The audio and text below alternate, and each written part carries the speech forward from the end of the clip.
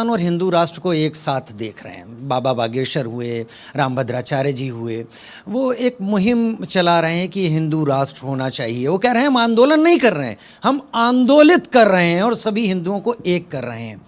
हमारी जो विरासत है और भविष्य का ये जो खाका है, ये दोनों मिलते हैं क्या? हिंदू राष्ट्र ही अंतर? देखिए, जहां तक राष्ट्र की बात है तो मैं 1996 में जब 13 दिन की सरकार बनी थी अटल जी की, उसमें सुषमा स्वराज जी का संसद में दिया गया ऐतिहासिक भाषण याद करिए, और अगर ना हो तो यूट्यूब पे जाए देखिए, उसमें उन्होंने एक बड़ी इंपॉर्टेंट बात बोली थी कि इस देश में ऐसा वातावरण बनाया गया कि लुटियंस जोन में दिल्ली में बैठ के तब तक आपको इंटेलेक्चुअल नहीं माना जा सकता जब तक आप भारतीय होने पे ग्लानि का अनुभव ना करें और हिंदू होने पे शर्म का अनुभव ना करें।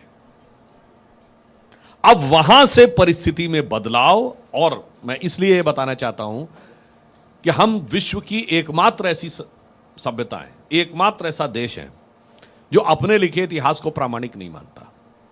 दुनिया में कोई देश दिखाइए, कोई ब्रिटिशर कहे कि नहीं नहीं मेरा लिखा इतिहास प्रामाणिक, जो फ्रेंच ने लिखा, कहेगा फ्रेंच कौन होता मेरे बारे में बोलने वाला।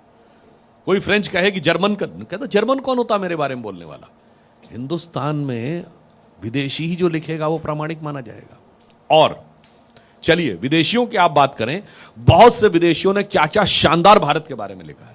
मैगस्थनीज 4th सेंचुरी में आया, उसने लिखा भारत में किसी प्रकार का कोई भेदभाव नहीं है और यूनान के समाज के समान कोई ऐसा वर्ग नहीं है जिसका शोषण किया जाता हो।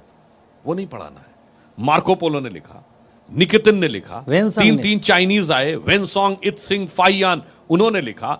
बहुत से इटालियन ट्रेवलर्स आए, उन्होंने कहा ना, किसका लिखाना है? लुटेरों का इतिहास बनाना है।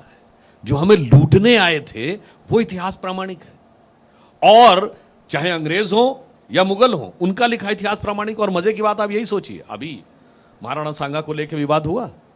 चैलेंज से कहता हूं, किसी भारतीय इतिहास में इसका कोई उल्लेख ही नहीं है। केवल बाबरनामा में एक हल्का सा एक लाइन का उल्लेख, वो प्रामाणिक है। अब वैसे मैं पहले भी बोल चुका हूं, यंगर जनरेशन को शायद ये पता हो ना पता हो, अलेक्जेंडर के आक्रमण का भारत के किसी इतिहास में कोई उल्लेख नहीं है। जो भी उल्लेख है वो केवल ग्रीक हिस्टोरियन